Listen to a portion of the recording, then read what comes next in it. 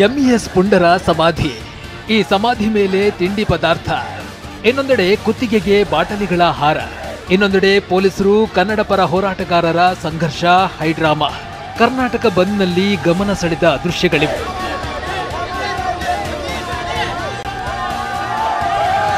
ಮೊದಲಿಗೆ ಕನ್ನಡ ಪರ ಹೋರಾಟಗಾರ ವಾಟಾಳ್ ನಾಗರಾಜ್ ನೇತೃತ್ವದಲ್ಲಿ ಬೆಂಗಳೂರಿನ ಕಾರ್ಪೊರೇಷನ್ ಸರ್ಕಲ್ನಿಂದ ಟೌನ್ ಹಾಲ್ನತ್ತ ಹೋರಾಟಗಾರರು ರ್ಯಾಲಿ ಹೊರಟರು.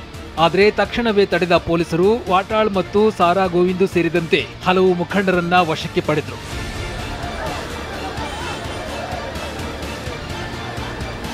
ಇದಕ್ಕೆ ಆಕ್ರೋಶ ವ್ಯಕ್ತಪಡಿಸಿದ ವಾಟಾಳ್ ನಾಗರಾಜ್, ಪೊಲೀಸರು ನಮ್ಮ ಪ್ರತಿಭಟನೆಯನ್ನ ಹತ್ತಿಕ್ಕುವ ಕೆಲಸ ಮಾಡ್ತಿದ್ದಾರೆ. ನಾವು ಯಾವುದೇ ಕಾರಣಕ್ಕೂ ಬಸ್ನಿಂದ ಇಳಿಯಲ್ಲ. ರಾಜ್ಯದ ನೆಲ, ಜಲ, ಭಾಷೆ ಪರ ನಮ್ಮ ಹೋರಾಟ ನಿರಂತರವಾಗಿರುತ್ತೆ ಅಂತ ಗುಡುಗಿದ್ರು. ಇನ್ನೊಂದೆಡೆ ಫ್ರೀಡಂ ಪಾರ್ಕ್ನಲ್ಲಿ ಎಂಇಎಸ್ ಪುಂಡರ ತಿಥಿ ಮಾಡಿದ ಕನ್ನಡ ಹೋರಾಟಗಾರರು ಸಮಾಧಿ ಮೇಲೆ ತಿಥಿ ಪದಾರ್ಥಗಳನ್ನ ಇಟ್ಟು ಆಕ್ರೋಶ ಹೊರಹಾಕಿದ್ರು. ಈ ವೇಳೆ ಬೆಳಗಾವಿ ನಮ್ಮದು, ವಡೆ ಪಾಯಸ ನಿಮ್ದು ಅಂತ ಎಂಇಎಸ್ ವಿರುದ್ಧ ಧಿಕ್ಕಾರ ಕೂಗಲಾಯಿತು. ಜೊತೆಗೆ ಖಾಲಿ ಬಾಟಲ್ಗಳನ್ನ ಕುತ್ತಿಗೆಗೆ ಹಾಕಿಕೊಂಡು ವಿಭಿನ್ನ ರೀತಿಯಲ್ಲಿ ಪ್ರತಿಭಟಿಸಲಾಯಿತು. ರಾಜ್ಯ ಬಂದ್ಗೆ ಕರೆ ನೀಡಿ ಟೌನ್ ಹಾಲ್ ಬಳಿ ಜಮಾಯಿಸಿದ ಪ್ರತಿಭಟನಾಕಾರರನ್ನ ಪೊಲೀಸರು ವಶಕ್ಕೆ ಪಡೆದರು. ಬಿಎಂಟಿಸಿ ಬಸ್ ಮೂಲಕ ಫ್ರೀಡಂ ಪಾರ್ಕ್ಗೆ ರವಾನಿಸಿದ್ರು. ಮತ್ತೊಂದೆಡೆ 14 ಬೈಕ್ಗಳಲ್ಲಿ ಪ್ರತಿಭಟನೆಗೆ ಬಂದ 28 ಪ್ರತಿಭಟನಾಕಾರರನ್ನು ತಡೆದ ಪೊಲೀಸರು ವಶಕ್ಕೆ ಪಡೆದರು. ಇತ್ತ ಸಂಗೊಳ್ಳಿ ರಾಯಣ್ಣ ಫ್ಲೈಓವರ್ ಬಳಿ ಬಿಎಂಟಿಸಿ ಮತ್ತು ಆಂಧ್ರದ ಬಸ್ಗಳನ್ನ ತಡೆದು ಪ್ರತಿಭಟಿಸಿದ ಇವರನ್ನ ಉಪ್ಪಾರಪೇಟೆ ಠಾಣೆ ಪೊಲೀಸರು ತಕ್ಷಣ ವಶಕ್ಕೆ ಪಡೆದರು. ಮತ್ತೊಂದೆಡೆ ಮೆಜೆಸ್ಟಿಕ್ ಸುತ್ತ ಭಾರೀ ಭದ್ರತೆ ನಿಯೋಜಿಸಿದ್ದ ಪೊಲೀಸರು ಕನ್ನಡ ಪರ ಹೋರಾಟಗಾರರು ಬರುತ್ತಿದ್ದಂತೆ ದ್ವಾರದಲ್ಲೇ ತಡೆದ್ರು. ಇದರಿಂದ ಪೊಲೀಸರ ವಿರುದ್ಧ ಕನ್ನಡ ಪರ ಹೋರಾಟಗಾರರು ಗರಂ ಆಗಿದ್ದು ಕೆಲ ಕಾಲ ಹೈಡ್ರಾಮಾ ನಡೆಯಿತು. ಇತ್ತ ರಾಜಾಜಿನಗರದಲ್ಲಿ ಕನ್ನಡ ಸಂಘಟನೆ ಕಾರ್ಯಕರ್ತರು ಮೆಟ್ರೋ ಸ್ಟೇಷನ್ಗೆ ಮುತ್ತಿಗೆ ಹಾಕಲು ಯತ್ನಿಸಿದ್ರು. ತಕ್ಷಣ ಎಚ್ಚೆತ್ತ ಪೊಲೀಸರು ಪ್ರತಿಭಟನಾ ನಿರತರನ್ನ ವಶಕ್ಕೆ ಪಡೆದರು. ಬೆಳಗಾವಿಯಲ್ಲಿ ಕರ್ನಾಟಕದ ಬಸ್ ಕಂಡಕ್ಟರ್ಗೆ ಥಳಿತ. ಎಂಇಎಸ್ ಶಿವಸೇನೆ ಪುಂಡಾಟ ಪ್ರಕರಣಗಳನ್ನು ಖಂಡಿಸಿ ನಡೆಸಿದ ಕರ್ನಾಟಕ ಬಂದ್ಗೆ ಚಲನಚಿತ್ರ ವಾಣಿಜ್ಯ ಮಂಡಳಿ ಕೂಡ ಬೆಂಬಲವನ್ನ ನೀಡಿತು. ರಾಜ್ಯದಾದ್ಯಂತ ಬೆಳಗ್ಗಿನ ಚಿತ್ರ ಪ್ರದರ್ಶನಗಳು ಬಂದ್ ಮಾಡಿ ಫಿಲಂ ಚೇಂಬರ್ ಬಂದ್ಗೆ ಸಹಕಾರ ನೀಡಿತು. ಸಿಂಗಲ್ ಸ್ಕ್ರೀನ್ ಥಿಯೇಟರ್ಗಳಲ್ಲಿ ಮಾರ್ನಿಂಗ್ ಶೋಗಳನ್ನ ಕ್ಯಾನ್ಸಲ್ ಮಾಡೋ ಮೂಲಕ ಬೆಂಬಲವನ್ನ ಸೂಚಿಸಲಾಯಿತು. ಕೆಜಿ ರೋಡ್ನಲ್ಲಿರುವ ಸಂತೋಷ್, ನರ್ತಕಿ, ಸ್ವಪ್ನ, ತ್ರಿವೇಣಿ, ಅಭಿನಯ್, ಅನುಪಮಾ ಥಿಯೇಟರ್ಗಳಲ್ಲಿ ಮೊದಲ ಶೋವನ್ನ ಸ್ಥಗಿತಗೊಳಿಸಲಾಯಿತು. ಆದರೆ ನಿರ್ಮಾಪಕರ ಹಿತದೃಷ್ಟಿಯಿಂದ ಸಿನಿಮಾಗಳ ಚಿತ್ರೀಕರಣವನ್ನ ಯಾವುದೇ ತಡೆ ಇಲ್ಲದೆ ನಡೆಸಲಾಯಿತು. ಇತ್ತ ಬಂದ್ ವೇಳೆ ಮೈಸೂರಿನ ಚಿತ್ರಮಂದಿರಗಳಿಗೂ ಬಿಸಿ ತಟ್ಟಿದೆ. ನಗರದ ಗಾಯತ್ರಿ ಚಿತ್ರಮಂದಿರ ಸೇರಿದಂತೆ ಎಲ್ಲಾ ಚಿತ್ರಮಂದಿರಗಳಲ್ಲೂ ಮೊದಲ ಪ್ರದರ್ಶನವನ್ನ ರದ್ದು ಮಾಡಿ ಬಂದ್ಗೆ ಬೆಂಬಲಿಸಲಾಯಿತು. ವೀಕೆಂಡ್ ನಡುವೆ ಕರ್ನಾಟಕ ಬಂದ್ಗೆ ಹಲವು ಮಾಲ್ಗಳು ಬೆಂಬಲ ನೀಡಿವೆ. ಮಲ್ಲೇಶ್ವರಂನ ಮಂತ್ರಿ ಮಾಲ್ನ ಸಿಬ್ಬಂದಿಗೆ ರಜೆ ನೀಡಿ ಮಾಲ್ ಬಂದ್ ಮಾಡುವ ಮೂಲಕ ಮಾಲೀಕರು ಬೆಂಬಲ ಘೋಷಿಸಿದ್ರು. ಜೊತೆಗೆ ಮಾಲ್ ಮುಂದೆ ಕನ್ನಡದ ಬಾವುಟಗಳು ರಾರಾಜಿಸುತ್ತಿದ್ವು. ಮುಂಜಾಗ್ರತಾ ಕ್ರಮವಾಗಿ ಮಾಲ್ ಮುಂದೆ ಪೊಲೀಸ್ ಭದ್ರತೆ ನಿಯೋಜಿಸಲಾಗಿತ್ತು.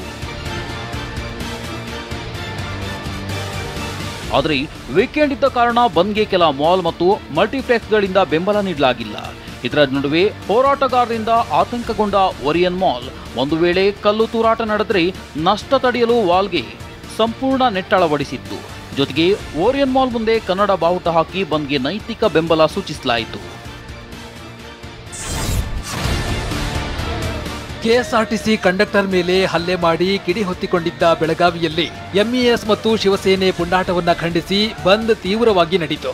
ಬೆಳಗಾವಿಯ ಅತಿಥಿ ಗೃಹದ ಬಳಿ ಜಮಾವಣೆಯಾದ ನೂರಾರು ಕರವೇ ಕಾರ್ಯಕರ್ತರು ಎಂಇಎಸ್ ವಿರುದ್ಧ ಧಿಕ್ಕಾರ ಕೂಗಿ ಆಕ್ರೋಶ ಹೊರಹಾಕಿದ್ರು. ಎಂಇಎಸ್ ನಿಷೇಧಿಸುವಂತೆ ಒತ್ತಾಯಿಸಿ ಬೆಳಗಾವಿಯ ಅತಿಥಿ ಗೃಹದ ಬಳಿ ತೀವ್ರ ಆಕ್ರೋಶ ಹೊರಹಾಕಿದ ಹೋರಾಟಗಾರರನ್ನ ಪೊಲೀಸರು ತಡೆದ್ರು. ಬಳಿಕ ಬೆಳಗಾವಿ ನಗರದ ಕೇಂದ್ರ ಬಸ್ ನಿಲ್ದಾಣದ ಬಳಿ ಪ್ರತಿಭಟನಾ ಮೆರವಣಿಗೆ ನಡೆಸಲಾಯಿತು. ಬೈಕ್ ರ್ಯಾಲಿ ಮೂಲಕ ಕರವೇ ಶಿವರಾಮೇಗೌಡ ಬಣದ ಕಾರ್ಯಕರ್ತರು ಬಂದ್ಗೆ ಬೆಂಬಲವನ್ನು ಸೂಚಿಸಿದರು. ಇನ್ನೊಂದೆಡೆ ಚೆನ್ನಮ್ಮ ವೃತ್ತದಲ್ಲಿ ಕನ್ನಡ ಒಕ್ಕೂಟ ಸಂಘದ ಸದಸ್ಯರು ರಸ್ತೆಯಲ್ಲಿ ಮಲಗಿ ಪ್ರತಿಭಟಿಸಿದರು. ಈ ವೇಳೆ ಪೊಲೀಸರು ವಶಕ್ಕೆ ಪಡೆದರು. ಇನ್ನು ಪೊಲೀಸರು ಕಾರ್ಯಕರ್ತರ ನಡುವೆ ವಾಗ್ವಾದ, ತಳ್ಳಾಟ ನಡೆಯಿತು.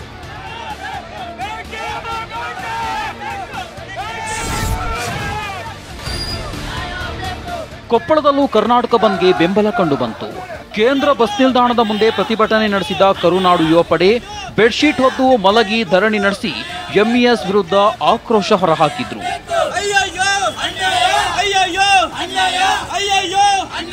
ಮತ್ತೊಂದೆಡೆ ಕೊಪ್ಪಳದ ಹಿಟ್ನಾಳ್ ಟೋಲ್ ಗೇಟ್ ಬಳಿ ಮಹಾರಾಷ್ಟ್ರ ಲಾರಿ ಚಾಲಕರಿಗೆ ಹೂ ನೀಡಿ ಕಾರ್ಯಕರ್ತರು ವಾಹನಗಳನ್ನ ತಡೆದ್ರು. ನೀವು ನಮ್ಮವರಿಗೆ ಮಸಿ ಬಳದಿದ್ರಿ, ಆದ್ರೆ ನಾವು ನಿಮಗೆ ಹೂ ನೀಡುತ್ತೇವೆ, ಇದು ನಮ್ಮ ಸಂಸ್ಕಾರ ಅಂತ ಹೇಳಿ ಗಮನ ಸೆಳೆದ್ರು.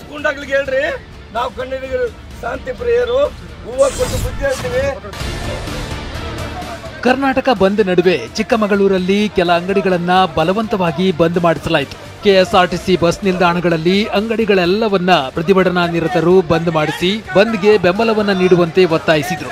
ಕೆಎಸ್ಆರ್ಟಿಸಿ ಬಸ್ ನಿಲ್ದಾಣದಲ್ಲಿ ಎಂಇಎಸ್ ವಿರುದ್ಧ ಘೋಷಣೆ ಕೂಗಿದ ಪ್ರತಿಭಟನಾಕಾರರು ಬಂದ್ಗೆ ಬೆಂಬಲ ನೀಡುವಂತೆ ಕೆಎಸ್ಆರ್ಟಿಸಿ ನೌಕರರಿಗೂ ಮನವಿ ಮಾಡಿದ್ರು. ಈ ವೇಳೆ ಬಲವಂತವಾಗಿ ಬಂದ್ ಮಾಡಿಸದಂತೆ ಪೊಲೀಸರು ಸೂಚಿಸಿದ್ರಿಂದ ಮಾತಿನ ಚಕಮಕಿ ನಡೆಯಿತು. ಇನ್ನು ಕೆಎಸ್ಆರ್ಟಿಸಿ ಬಸ್ ನಿಲ್ದಾಣದ ಬಳಿ ಬಸ್ಗಳು ತೆರಳದಂತೆ ಅಡ್ಡಲಾಗಿ ನಿಂತು ಪ್ರತಿಭಟನೆ ನಡೆಸುವ ಮೂಲಕ ಹೋರಾಟಗಾರರು ಆಕ್ರೋಶ ಹೊರಹಾಕಿದ್ರು. ಇನ್ನೊಂದೆಡೆ ಕರ್ನಾಟಕ ಬಂದ್ಗೆ ಬೆಂಬಲ ನೀಡದ ಕೆಎಸ್ಆರ್ಟಿಸಿ ಬಸ್ ಅನ್ನ ನಿಲ್ಲಿಸಿ ಚಾಲಕರಿಗೆ ಸನ್ಮಾನ ಮಾಡಿದ ಹೋರಾಟಗಾರರು ನಿಮಗೆ ಧನ್ಯವಾದ ಅಂತ ಶಾಲನ್ನ ಹೊದಿಸಿದ್ರು. ಎಂಇಎಸ್ ಶಿವಸೇನೆ ಪುಂಡಾಟವನ್ನ ಖಂಡಿಸಿ ನಡೆದ ಬಂದ್ ವೇಳೆ ಮೈಸೂರಿನಲ್ಲಿ ಕೆಎಸ್ಆರ್ಟಿಸಿ ಬಸ್ ಅನ್ನ ತಡೆಯಲಾಗಿದೆ. ಬಸ್ ನಿಲ್ದಾಣಕ್ಕೆ ಬಂದ ಕನ್ನಡ ಪರ ಸಂಘಟನೆಗಳಿಂದ ಬಸ್ ತಡೆದು ಪ್ರತಿಭಟಿಸಲಾಯಿತು. ಗ್ರಾಮಾಂತರ ಬಸ್ ನಿಲ್ದಾಣದ ಬಳಿ ಬಸ್ ತಡೆದಿದ್ದರಿಂದ ಚಾಲಕರ ಜೊತೆ ಹೋರಾಟಗಾರರ ಮಾತಿನ ಚಕಮಕಿ ನಡೆಯಿತು. ಬಳಿಕ ಪ್ರತಿಭಟನಾ ನಿರತರನ್ನ ಪೊಲೀಸರು ವಶಕ್ಕೆ ಪಡೆದರು. ಇನ್ನೊಂದೆಡೆ ಮಂಡ್ಯದ ಸಂಜಯ್ ಸರ್ಕಲ್ನಲ್ಲಿ ತಲೆ ಮೇಲೆ ಒಣ ಹಾಗೂ ಹಸಿ ಹುಲ್ಲು ಹೊತ್ತು ಧರಣಿ ಮಾಡಲಾಯಿತು. ಇತ್ತ ಮಂಡ್ಯದಲ್ಲೂ ಕನ್ನಡ ಪರ ಸಂಘಟನೆಗಳ ಪ್ರತಿಭಟನೆ ತೀವ್ರವಾಗಿತ್ತು. ಕೆಎಸ್ಆರ್ಟಿಸಿ ಬಸ್ ತಡೆಯಲಾಗಿದ್ದು ಬಳಿಕ ಕೆಎಸ್ಆರ್ಟಿಸಿ ಬಸ್ ಸಿಬ್ಬಂದಿ ಧರಣಿಯಲ್ಲಿ ಭಾಗಿಯಾಗಿ ಬಂದ್ ಬೆಂಬಲಿಸಿದರು. ನಂತರ ವಿವಿಧ ಸಂಘಟನೆಗಳ ಕಾರ್ಯಕರ್ತರಿಂದ ಬೈಕ್ ರ್ಯಾಲಿ ನಡೆಸಲಾಯಿತು. ರಾಜ್ಯ ರಾಜಕಾರಣದಲ್ಲಿ ಸುನಾಮಿ ಎಬ್ಬಿಸಿರುವ ಹನಿ ಟ್ರ್ಯಾಪ್ ವಿಚಾರದ ಬಗ್ಗೆ ಕೋಲಾರದಲ್ಲಿ ಮಾತನಾಡಿದ ಸಹಕಾರ ಸಚಿವ ಕೆಎನ್ ರಾಜಣ್ಣ ಹೊಸ ಬಾಂಬ್ ಸಿಡಿಸಿದ್ದಾರೆ. ಹನಿ ಟ್ರ್ಯಾಪ್ ಆರೋಪ ಮುಂದೇನೂ ಬರಬಹುದು. ಈ ಹನಿ ಟ್ರ್ಯಾಪ್ ಬಗೆಗಿನ ತನಿಖೆ ವಿಚಾರ ಸಿಎಂ ಹಾಗೂ ಗೃಹ ಮಂತ್ರಿಗಳಿಗೆ ಬಿಟ್ಟಿದ್ದು ಎಂದಿದ್ದಾರೆ. ಇನ್ನೊಂದೆಡೆ ರಾಜಣ್ಣ ಹನಿ ಟ್ರ್ಯಾಪ್ ಯತ್ನ ಆರೋಪದ ಬಗ್ಗೆ ಪ್ರತಿಕ್ರಿಯಿಸಿದ ಸಚಿವ ಸತೀಶ್ ಜಾರಕಿಹೊಳಿ, ಹನಿ ಟ್ರ್ಯಾಪ್ನಲ್ಲಿ ಪರಿಶಿಷ್ಟರು ಮಾತ್ರ ಅಂತಲ್ಲ, ಗರ್ಜಿಸುವ ಹುಲಿಗಳನ್ನೇ ಟಾರ್ಗೆಟ್ ಮಾಡಲಾಗಿದೆ. ಗರ್ಜಿಸುವವರಿಗೆ ಸಿಡಿ ತೋರಿಸುವ ಕೆಲಸ ನಡೀತಾ ಇದೆ ಅಂತ ಬಾಂಬ್ ಸಿಡಿಸಿದ್ದಾರೆ. ಇನ್ನು ಸಿಡಿ ಫ್ಯಾಕ್ಟರಿ ಎಲ್ಲಿದೆ ಅಂತ ಪೊಲೀಸರೇ ಪತ್ತೆ ಹಚ್ಚಬೇಕು ಎಂದಿದ್ದಾರೆ. ಹನಿ ಟ್ರ್ಯಾಪ್ ಮಾಡುವವರಿಗೆ ಸಿಎಂ ಪರ ವಿರುದ್ಧ ಎಂಬುವುದು ಇರಲ್ಲ. ಆದ್ರೆ ಸಿಎಂ ಬಗ್ಗೆ ಮಾತನಾಡಿದ್ರೆ ಸಣ್ಣ ಮನಸ್ಸಿನ ಜನರಿಗೆ ಹೊಟ್ಟೆ ಕಿಚ್ಚಿನ ಮನಸ್ಥಿತಿ ಇರಬಹುದು ಅಂತ ಸಮಾಜ ಕಲ್ಯಾಣ ಸಚಿವ ಮಹದೇವಪ್ಪ ಹೇಳಿದ್ದಾರೆ. ಇನ್ನು ಹನಿ ಟ್ರ್ಯಾಪ್ ವಿಚಾರದಲ್ಲಿ ಏನೇನಾಗಿದೆ ಅಂತ ಸಚಿವ ರಾಜಣ್ಣ ಸಿಎಂಗೆ ಮಾಹಿತಿ ನೀಡಿದ್ದಾರೆ. ಆದರೆ ಕಾಂಗ್ರೆಸ್ನವರೇ ಮಾಡಿದ್ದಾರೆ ಅಂತ ರಾಜಣ್ಣ ಹೇಳಿಲ್ಲ ಎಂದು ಸಚಿವ ಎಂಬಿ ಪಾಟೀಲ್ ಸ್ಪಷ್ಟಪಡಿಸಿದ್ದಾರೆ. ಹನಿ ಟ್ರ್ಯಾಪ್ ವಿಚಾರದ ಬಗ್ಗೆ ಸಚಿವ ರಾಜಣ್ಣ ಪುತ್ರ ಎಂಎಲ್ಸಿ ರಾಜೇಂದ್ರ ಕಾರ್ಯಕ್ರಮವೊಂದರಲ್ಲಿ ಬೇಸರ ವ್ಯಕ್ತಪಡಿಸಿದ್ದಾರೆ. ನಿಮ್ಗೆ ಹೀಗೆ ಮಾಡೋದ್ರಿಂದ ಏನ್ ಖುಷಿ ಸಿಗುತ್ತೆ ಅಂತ ಪ್ರಶ್ನಿಸಿದ್ದಾರೆ. ಅಲ್ಲದೆ ನನ್ನ ಮೇಲೆ ಕೂಡ ಬೇರೆ ಬೇರೆ ರೀತಿಯಲ್ಲಿ ಪ್ರಯತ್ನ ಮಾಡಿದ್ರು ಎಂದಿದ್ದಾರೆ. ಈ ರೀತಿ ನೀವು ಮಾಡೋದ್ರಿಂದ ನಿಮ್ಗೆ ಏನ್ ಖುಷಿ ಸಿಗುತ್ತೆ? ನಾಳೆ ಬೆಳಿಗ್ಗೆ ನಿಮ್ಮನೇಲೂ ನಿಮಗೂ ತಾಯಿ ಇದ್ದಾರೆ, ಹೆಂಡತಿ ಇದ್ದಾರೆ, ಮಕ್ಕಳಿದ್ದಾರೆ. ಸೊ ನೀವು ನಿಮ್ಮನೇಲಿ ನೋಡ್ಬೇಕಲ್ಲ, ಯಾರು ಮಾಡಿಸ್ತಾ ಇರೋವಂಥ ವ್ಯಕ್ತಿಗಳು ಇರ್ಬೋದು. ಇವತ್ತು ಭಾಳ ದೊಡ್ಡ ದೊಡ್ಡ ವ್ಯಕ್ತಿಗಳು ಇದರಿಂದ ಇದ್ದಾರೆ. ರಾಜಣ್ಣವ್ರನ್ನೂ ಭಾಳ ಪ್ರಯತ್ನ ಮಾಡಿದ್ರು, ನನ್ನ ಮೇಲೂ ಭಾಳ ಪ್ರಯತ್ನ ಮಾಡಿದ್ರು, ನನ್ನ ಮೇಲೂ ಬೇರೆ ಬೇರೆ ರೀತಿ ಪ್ರಯತ್ನ ನಡೀತಾ ಇದೆ. ಯಾರೆಲ್ಲ ಇದ್ರ ಹಿಂದೆ ಇದ್ದಾರೆ ಮತ್ತು ಯಾರು ಏನೇನೆಲ್ಲ ಮಾಡಿದ್ದಾರೆ ಅದೆಲ್ಲ ನನ್ನ ಹತ್ರ ಮಾಹಿತಿ ಇದೆ. ಇನ್ನು ಸಿಎಂ ಸಿದ್ದರಾಮಯ್ಯ ಅವರನ್ನ ಭೇಟಿಯಾದ ರಾಜೇಂದ್ರ ಹನಿ ಟ್ರ್ಯಾಪ್ ಪ್ರಕರಣದ ಬಗ್ಗೆ ದಾಖಲೆ ಸಮೇತ ಸಂಪೂರ್ಣ ಮಾಹಿತಿಯನ್ನ ನೀಡಿದ್ದಾರೆ. ಸ್ಪೀಕರ್ ಯುಟಿ ಖಾದರ್ 18 ಬಿಜೆಪಿ ಶಾಸಕರನ್ನ ಅಮಾನತು ಮಾಡಿದ್ದು ಹಾಗೂ ಕಲಾಪದಿಂದ ಹೊರಗೆ ಹಾಕಿದ್ದಕ್ಕೆ ಬಿಜೆಪಿ ನಾಯಕರು ಕಿಡಿಕಾರಿದ್ದಾರೆ. ಬಿಜೆಪಿ ಶಾಸಕರನ್ನ ಅಮಾನತು ಮಾಡಿದ್ದು ಪ್ರಜಾಪ್ರಭುತ್ವದ ಕಗ್ಗೊಲೆ, ಅಮಾನತು ಆದೇಶವನ್ನ ತಕ್ಷಣ ಹಿಂಪಡಿಬೇಕು ಅಂತ ಆಗ್ರಹಿಸಿದ್ದಾರೆ. ಹಿರಿಯ ಮತ್ತು ಕಿರಿಯ ಶಾಸಕರನ್ನ ಬಲವಂತವಾಗಿ ಮಾರ್ಷಲ್ಗಳ ಮುಖಾಂತರ ಒಂದು ರೀತಿ ಎತ್ತಿ ಬಿಸಾಕಿದ್ದಾರೆ. ಇದನ್ನು ತೀವ್ರವಾಗಿ ಖಂಡಿಸಿ ಪ್ರಜಾತಂತ್ರ ಕಗ್ಗೊಲೆಯಾಗಿದೆ. ಪ್ರತಿಪಕ್ಷದಲ್ಲಿದ್ದಾಗ ಸಿದ್ದರಾಮಯ್ಯ ಬೆಂಚ್ ಮೇಲೆ ಏರ್ ನಿಂತು, ಸೀಟ್ಗಳ ಏರ್ ಮೇಲೆ ನಿಂತು ತೊಡೆ ತಟ್ಟಿದ್ರು, ಬಾಯಿಗೆ ಬಂದಂಗೆ ಮಾತಾಡಿದರು, ಟೇಬಲ್ ಮೇಲೆ ಎದ್ದು ಕುಣಿದಾಡಿದ್ರು, ಬಾಗಿಲ ಒದ್ದು ಮುರಿದು ಒಳಗಡೆ ಬಂದರು. ನಮಗೂ ಅಧಿಕಾರ ಇತ್ತು, ನಾವು ಸರ್ಕಾರ ನಡೆಸ್ತಿದ್ವಿ. ನಾವು ಅವ್ರನ್ನೆಲ್ಲ ಹೊರಗೆ ಹಾಕ್ಬೋದು, ಅಲ್ಲ ಅವ್ರನ್ನ ಶಾಶ್ವತವಾಗಿ ಡಿಸ್ಕ್ವಾಲಿಫೈ ಮಾಡ್ಬೋದಾಗಿತ್ತು. ಆ ಕೆಲಸ ಮಾಡಲಿಲ್ಲ. ಆ ಹಿನ್ನೆಲೆಯಲ್ಲಿ ವಿರೋಧ ಮಾಡ್ತೀರಿ ಅನ್ನೋ ಕಾರಣಕ್ಕೆ ನಿಮ್ಮನ್ನು ಅಮಾನತು ಮಾಡ್ತೇವೆ ಅಂತೇಳಿ ಸ್ಪೀಕರ್ ಅವರು ಹೊರಟ್ರೆ ಅವರು ಕೂಡ ಒಂದು ರಾಜಕೀಯ ಪಕ್ಷದ ಮುಖವಾಣಿಯಾಗಿ ಕೆಲಸ ಮಾಡಬಾರ್ದಿತ್ತು, ಅದು ಖಂಡನೀಯ ಅಂತ ಮಾತನ್ನು ಹೇಳಿದೆವು. 18 ಶಾಸಕರನ್ನ ಅಮಾನತುಗೊಳಿಸಿದ ಬಗ್ಗೆ ಮಾತನಾಡಿದ ವಿಧಾನಸಭೆ ಸ್ಪೀಕರ್ ಯುಟಿ ಖಾದರ್, ವಿಪಕ್ಷ ಸದಸ್ಯರು ವಿಧೇಯಕ ಪೇಪರ್ ಅನ್ನ ಹರಿದು ಮುಖಕ್ಕೆ ಬಿಸಾಡಿದ್ರು. ಬಂಡಲ್ ಪೇಪರ್ ಅನ್ನೇ ಮುಖಕ್ಕೆ ಬಿಸಾಡುವುದು ಸರಿನಾ ಅಂತ ಪ್ರಶ್ನಿಸಿದ್ದಾರೆ. ಇತ್ತ ಸ್ಪೀಕರ್ ನಿರ್ಧಾರ ಸರಿಯಿದೆ, ಶಾಸಕರ ದುರ್ವರ್ತನೆಗೆ ಆ ನಿರ್ಧಾರವನ್ನ ಕೈಗೊಳ್ಳಲಾಗಿದೆ ಅಂತ ಸಚಿವ ಎಚ್.ಕೆ. ಪಾಟೀಲ್ ಹೇಳಿದ್ದಾರೆ.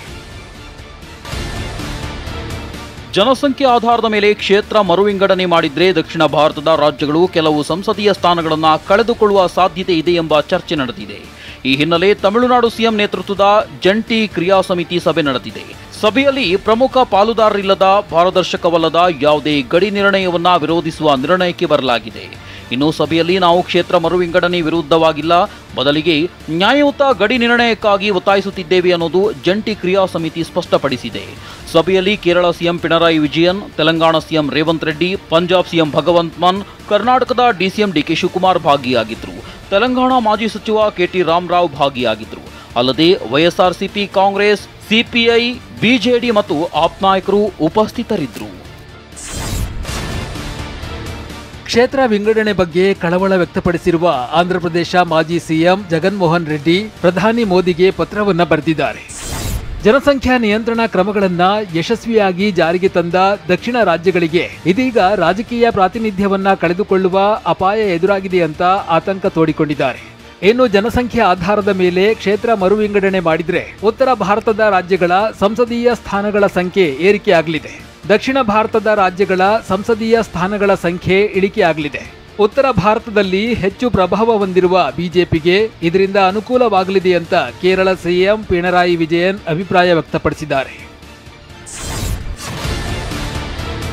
ರೇಣುಕಾಸ್ವಾಮಿ ಕೊಲೆ ಆರೋಪಿ ನಟ ದರ್ಶನ್ ಶತ್ರು ಸಂಹಾರ ಪೂಜೆ ಮಾಡಿಸಿದ್ದಾರೆ. ಕೇರಳದ ಕಣ್ಣೂರಿನಲ್ಲಿರುವ ಪ್ರಸಿದ್ಧ ದೇವಸ್ಥಾನ ಮಾಡಾಯಿಕಾವು ಶ್ರೀ ಭಗವತಿ ದೇವಸ್ಥಾನಕ್ಕೆ ದರ್ಶನ್ ಪತ್ನಿ ವಿಜಯಲಕ್ಷ್ಮಿ, ಮಗ ವಿನೀಶ್ ಹಾಗೂ ನಟ ಧನ್ವೀರ್ ಜೊತೆ ಭೇಟಿ ನೀಡಿದ್ದಾರೆ. ಈ ವೇಳೆ ಶತ್ರು ಸಂಹಾರ ಪೂಜೆ ಮಾಡಿಸಿ ದೇವರ ದರ್ಶನ ಪಡೆದಿದ್ದಾರೆ. ಈ ದರ್ಶನಕ್ಕಾಗಿ ಬಂದವರು ರಕ್ತ ಪುಷ್ಪಾಂಜಲಿ ಹೆಸರಿನ ಸೇವೆ ಸಲ್ಲಿಸುತ್ತಾರೆ. ಈ ಸೇವೆಯೇ ಶತ್ರು ಸಂಹಾರ ಪೂಜೆ ಎನ್ನಲಾಗಿದೆ. ವಿಶೇಷ ಅಂದ್ರೆ ಮುಡಾಯಿಕಾವು ಶ್ರೀ ಭಗವತಿ ದೇವಸ್ಥಾನದಲ್ಲಿ ಚಿಕನ್ ಅನ್ನ ಪ್ರಸಾದವಾಗಿ ಕೊಡಲಾಗುತ್ತೆ. ಮುಡಾಯಿಕಾವು ಭಗವತಿ ದೇವಸ್ಥಾನದಲ್ಲಿ ಈ ಹಿಂದೆ ಹಲವು ರಾಜಕಾರಣಿಗಳು ಸಹ ಪೂಜೆ ಮಾಡಿಸಿದ್ದಾರೆ. ಮುಖ್ಯಮಂತ್ರಿಯಾಗಿದ್ದ ಸಮಯದಲ್ಲಿ ಬಿಎಸ್ ಯಡಿಯೂರಪ್ಪ ಈ ದೇವಸ್ಥಾನದಲ್ಲಿ ಶತ್ರು ಸಂಹಾರ ಪೂಜೆ ಮಾಡಿಸಿದ್ದಾರೆ. ಇನ್ನು Shobha Karandlaje, KS Eshwarappa, VY Raghavendra, HD. Kumaraswamy, HD. Revanna ಸಹೋದರ ಬಾಲಕೃಷ್ಣ, ದಿವಂಗತ ವಿಎಸ್ ಆಚಾರ್ಯ ಈ ದೇವಸ್ಥಾನದಲ್ಲಿ ಶತ್ರು ಸಂಹಾರ ಪೂಜೆ ಮಾಡಿಸಿದ್ದಾರೆ. ಇನ್ನು ಹಲವು ರಾಜಕಾರಣಿಗಳು ಗೌಪ್ಯವಾಗಿ ಈ ದೇವಸ್ಥಾನಕ್ಕೆ ಭೇಟಿ ನೀಡಿದ್ದಾರೆ. ದೆಹಲಿ ಹೈಕೋರ್ಟ್ ಜಡ್ಜ್ ಯಶವಂತ್ ವರ್ಮಾ ನಿವಾಸದಲ್ಲಿ ಕಂತೆ ಹಣ ಪತ್ತೆಯಾಗಿದ್ದು, ಈ ಬೆನ್ನಲ್ಲೇ 2018ರಲ್ಲಿ ಶುಗರ್ ಮಿಲ್ ವಂಚನೆಗೆ ಸಂಬಂಧ ಸಿಬಿಐ ಯಶವಂತ್ ವರ್ಮಾ ವಿರುದ್ಧ ಎಫ್ಐಆರ್ ದಾಖಲಿಸಿದ ಅಂಶ ಬೆಳಕಿಗೆ ಬಂದಿದೆ. 2018ರಲ್ಲಿ ಸಿಂಭಾವೋಲಿ ಶುಗರ್ ಮಿಲ್ಸ್ ನಿರ್ದೇಶಕರು ಸೇರಿದಂತೆ ಇತರರ ವಿರುದ್ಧ ಸಿಬಿಐ ಎಫ್ಐಆರ್ ದಾಖಲಿಸಿತ್ತು. ಈ ಪೈಕಿ ಯಶವಂತ್ ವರ್ಮಾ ಕಂಪನಿಯ ಕಾರ್ಯನಿರ್ವಾಹಕೇತರ ನಿರ್ದೇಶಕರಾಗಿದ್ದರು. ನಕಲಿ ಕೆವೈಸಿ ಬಳಸಿ ಕಂಪನಿಯು ರೈತರಿಗೆ ಸೇರಬೇಕಿದ್ದ ಹಣವನ್ನ ದುರುಪಯೋಗಪಡಿಸಿಕೊಂಡ ಆರೋಪ ಹಿನ್ನೆಲೆ ಎಫ್ಐಆರ್ ದಾಖಲಿಸಲಾಗಿತ್ತು. ಸುಮಾರು 9 ತಿಂಗಳು ಬಾಹ್ಯಾಕಾಶದಲ್ಲಿ ಸಿಲುಕಿದ್ದ ಸುನಿತಾ ವಿಲಿಯಮ್ಸ್ ಹಾಗೂ ಬುಚ್ಚು ವಿಲ್ಮೋರ್ ಪಡೆಯುತ್ತಿದ್ದ ವೇತನವನ್ನ ಕೇಳಿದ ಬಳಿಕ ಅಮೆರಿಕ ಅಧ್ಯಕ್ಷ ಡೊನಾಲ್ಡ್ ಟ್ರಂಪ್ ಬಿಗ್ ಆಫರ್ ನೀಡಿದ್ದಾರೆ. ಸುನಿತಾ ವಿಲಿಯಮ್ಸ್ ವೇತನದ ಬಗ್ಗೆ ಮಾಹಿತಿ ಪಡೆದ ಟ್ರಂಪ್ ಅಗತ್ಯವಿದ್ದಲ್ಲಿ ನನ್ನ ಸ್ವಂತ ಜೇಬಿನಿಂದ ಹಣ ನೀಡುತ್ತೇನೆ ಎಂದಿದ್ದಾರೆ. ಇಂಡಿಯನ್ ಪ್ರೀಮಿಯರ್ ಲೀಗ್ 2025ರ 18ನೇ ಆವೃತ್ತಿಗೆ ಅದ್ಧೂರಿ ಚಾಲನೆ ಸಿಕ್ಕಿದೆ. ಕೋಲ್ಕತ್ತಾದ ಈಡನ್ ಗಾರ್ಡನ್ ಕ್ರೀಡಾಂಗಣದಲ್ಲಿ ಶ್ರೇಯಾ ಘೋಷಾಲ್ ಮತ್ತು ಕರಣ್ ಔಜ್ಲಾ ಹಾಡಿ ಮನರಂಜಿಸಿದ್ರೆ, ದಿಶಾ ಪಟಾಣಿ ಬಿಂದಾಸ್ ಆಗಿ ಕುಣಿದು ಮೆರುಗನ್ನ ಹೆಚ್ಚಿಸಿದ್ರು. ಇಡೀ ಕಾರ್ಯಕ್ರಮವನ್ನ ಕಿಂಗ್ ಖಾನ್ ಶಾರುಖ್ ಖಾನ್ ನಡೆಸಿಕೊಟ್ಟಿದ್ದಾರೆ. ಕೋಲ್ಕತ್ತಾದ ಈಡನ್ ಗಾರ್ಡನ್ಸ್ನಲ್ಲಿ ನಡೆದ ಐಪಿಎಲ್ 2025ರ ಉದ್ಘಾಟನಾ ಸಮಾರಂಭದಲ್ಲಿ ಶಾರುಖ್ ಖಾನ್ ವಿರಾಟ್ ಕೊಹ್ಲಿಯನ್ನ ಹಾಡಿ ಹೊಗಳಿದ್ದಾರೆ. ವಿರಾಟ್ ನಿಜವಾದ ಗೋಟ್ ಅಂದ್ರೆ ಸಾರ್ವಕಾಲಿಕ ಶ್ರೇಷ್ಠ ಆಟಗಾರ ಎಂದಿದ್ದಾರೆ. ಐಪಿಎಲ್ ಸೀಸನ್ 18ಕ್ಕೆ ಅದ್ಧೂರಿ ಚಾಲನೆ ಸಿಕ್ಕಿದೆ. 7:30ಕ್ಕೆ ಪಂದ್ಯ ಆರಂಭವಾಗಿದ್ದು, ಟಾಸ್ ಗೆದ್ದ ಆರ್ಸಿಬಿ ಫೀಲ್ಡಿಂಗ್ ಅನ್ನ ಆಯ್ಕೆ ಮಾಡಿಕೊಂಡಿದೆ.